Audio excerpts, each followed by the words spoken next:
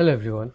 In this video, we will try to see some more important, programming problems related to loops. Okay, so we are not going to stop in after each program. We will see some programs at a stretch, right? Because posing videos every time is boring, right? Okay, so be passionate. Okay, so try to understand the code, right? Here you see we will find the sum of digits. So we will give a digit. We will tell the user to give us a digit. So enter a number. We will get a number, whatever the number he gives us, right? Let's say he gave us 123 or something like this. And now we will have a while loop. So in this while loop, we will do all our process, right? So let's say if we just want to visualize this, right? So okay. So sum of digits. Let's write sum of digits. So everything is clear to us till now. So we will just visualize the while loop here, guys. Okay, so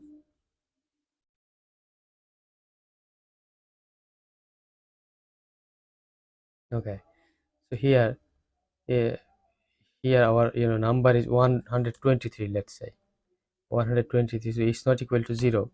So we will have our first iteration, right?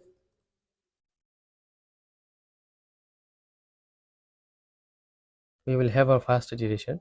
So digit would be number modulus 10, right? So number equals 123 modulus 10 will give us 3, right? So now sum would be sum plus digit. So we can write this as sum plus digit. Sum equals sum plus digit.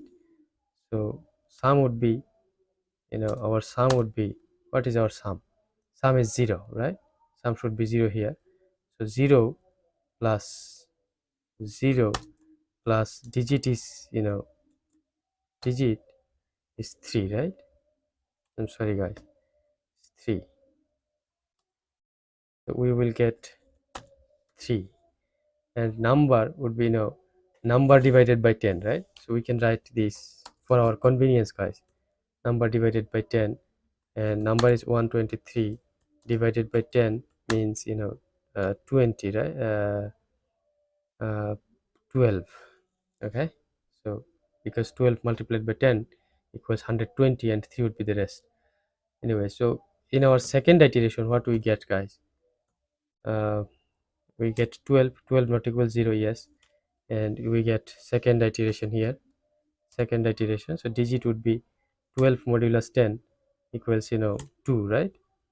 So sum plus digit. So what was our previous sum? Previous sum was 3, right? So 3 plus 2, 3 plus 2, 3 plus 2 would be here 5, right? And number would be 12 divided by 10. Here we will get 1. So this, okay.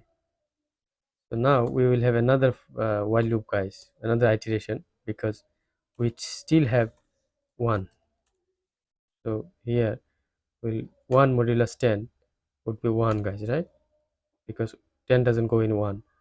And sum divided, sum was, previous sum was 5, and digit, this time digit is 1, right? So this would be 6, and number would be 1 divided by 10 would be 0. So our loop will terminate here, right? Because it's already 0. So when number is 0, our loop will terminate, guys. This condition would be false. So print sum of digits. So sum of digit will be printed, right? So we'll get the sum. If we provide here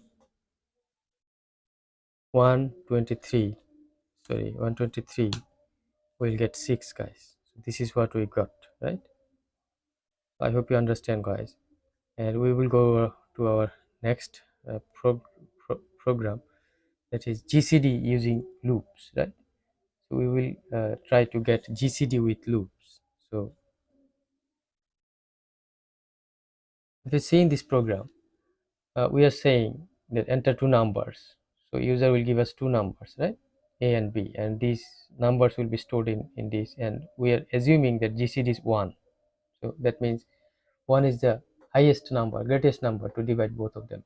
Okay, so do you remember we know that if we can't divide two numbers except one, we call them co-prime numbers, right? Anyway, so now we will have this for loop, and in this for loop we will decide everything, right? So let's just in our case we will, okay, so gcd, let's say gcd using loop. We will see this program now.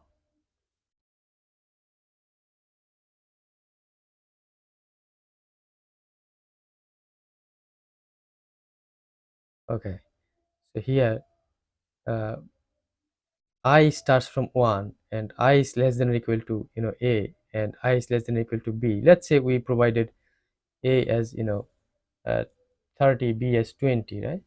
Just for, okay, so let's say we provided a as 30 and b as 20, guys. No, we, let's say you provided 4 and b as 8. So I is 1, right? I is 1, I starts from 1 and 1 is here, so both of them are true. One is less than 4 and one is less than or equal to 8, right? So it will enter into the loop. And if a modulus I, that means a is a is 4 modulus I, uh, so 4 modulus 1, right? So we know that it will be 0, guys, and remainder would be 0. If we do this would also be 0, right? So gcd would be I. So what is I? gcd is I, and that means gcd is 1. Okay, so this was our first iteration. So you can say, you can write first iteration. Okay, so now I will again increase, guys, because I plus plus is here. So I will increase, I will be 2, right? So if you see, 2 is less than or equal to 4, and 2 is less than or equal to 8 again. And if 4 modulus 2 is equal to 0, yes, it is 0.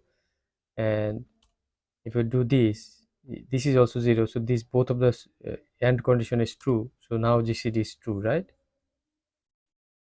Okay, so now the third iteration is, this was the second iteration. Now we'll get the third iteration, guys.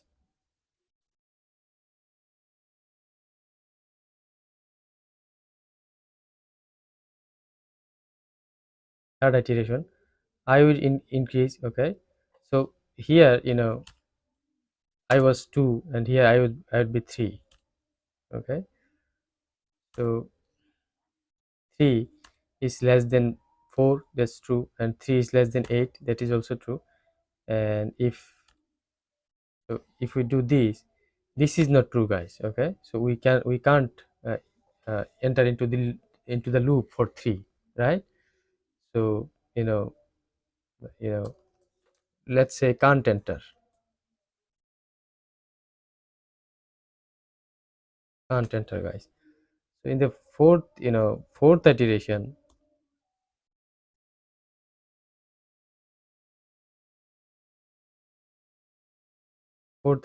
I would be 4, here I was 3. So 4 less than or equal to 4, 4 is not less than, but it's equal. So here, okay, so if 4 modulus 3 equals 0, that means 4 modulus 4 equals 0, and 8 modulus 4, this is also 0. So now gcd would be I, that means 4. So here we can say that it's 4. So when I try to increase again, I would be 5, right? So 5 is not less than 4 or equals 4. So for any other number, this condition should be false, and we can't enter into the if statement, right? So 4 would be the highest number to divide both 4 and 8. In our common sense, we can uh, think so. we can realize that there will be no greater number to divide both of them, okay, except 4. 4 is the highest number to divide them. Anyway, so I hope you understood, guys. So we can't get any number that can divide both, and which would be, greater than the smallest number. Okay, so if you want to, check in 6 and 12, so 8 can't divide 6. Okay, so we don't need to check more than 6 times, right? So this is what happened in this for loop as well. So we just need to, practice these things. We will repeat, we will try to write them, and we need to keep practicing, guys. And I hope you will do so, and I will do so. I also need to do it, but I am trying to, show you. I am trying to visualize these things, guys. Okay, now LCM using loops. Okay,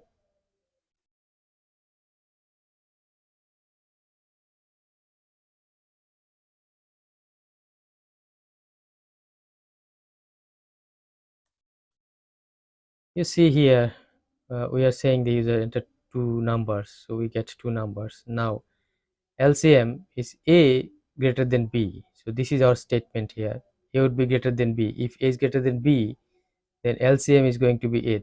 How ternary operator works, you need to understand, guys. You need to understand how actually ternary operator works. Okay, so this question marks mean mark means that whatever after question mark would be, would be stored in LCM variable if this is true, right? Otherwise this.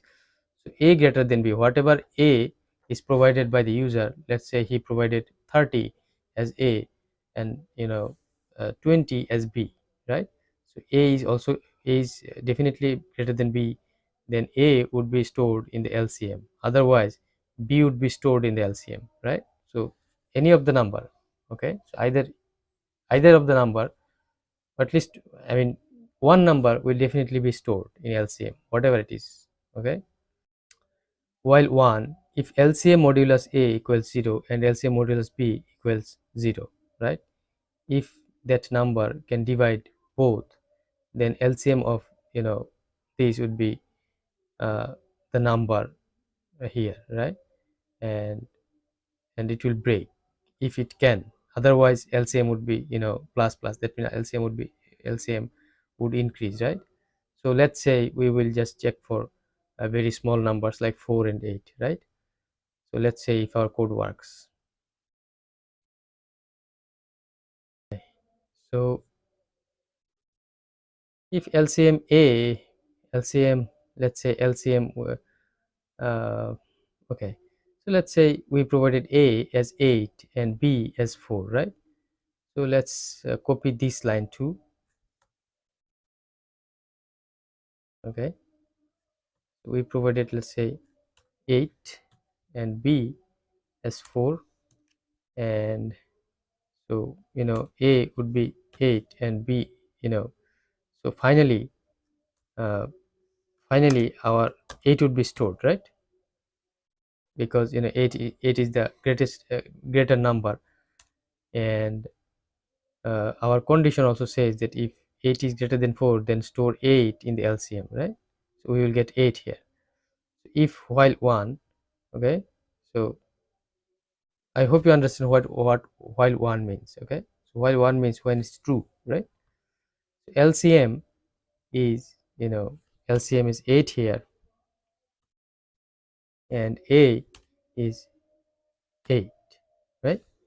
So it's, we know that modulus would be 0, and LCM would be 8, and B is 4. In our case it would be, uh, modulus would be 0 as well. So here we will get LCM 8, right? And the program will break here. So we just took you know uh, very, easy thing, right? Easy example. So let's say we took 30 here and 20 here. 20. In our case we will get 30 as LCM, right? 30 as LCM.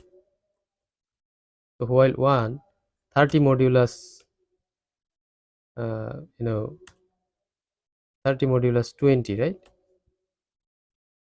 Is it LCM modulus LCM modulus a? So LCM is 30 and modulus a, that means 30 as again. So here 30 modulus 20, right? So this is true, but this is just true, right? So we can't enter into this here. Now LCM would be increased. So LCM was 30, so here LCM would be 30 plus LCM would be 30 plus 1, 30 plus 1. So this would be 31, guys. So we have to increase it again. So 31 would be here. So this is how it will increase, guys. And once, okay, so after maybe 29 more iteration, right, we will get 60. So when we will get 60, okay, so it will iterate 20 more 29 more times, right? So when we will get 60, here 60 modulus 30 equals to 0, and here 60 modulus 20 would be 0. Then now we will a, b and LCM. Okay, so I hope you understand how this printf statement works, this percentage d sign works. Okay, so a, b means 30 and 20, and LCM is LCM would be uh, 60, guys, right? So yeah, this is how it works. uh, and and and then program is finished, guys, return 0. So I hope you understood what you need to what we need to do into practice them. We need to write them again. Okay, so if you can't write in your way, you can just imitate now, and maybe after a few months, or maybe it can take year as well. After a few years uh, you can be confident, right? But we can't lose hope, guys. We'll have to stick to with the process, right? Thank you for watching. uh, it's already 20 minutes, so I have to quit this video because long videos are, people can't watch long videos. 20 minutes is a long time. Thank you for watching. Please subscribe if you like my videos.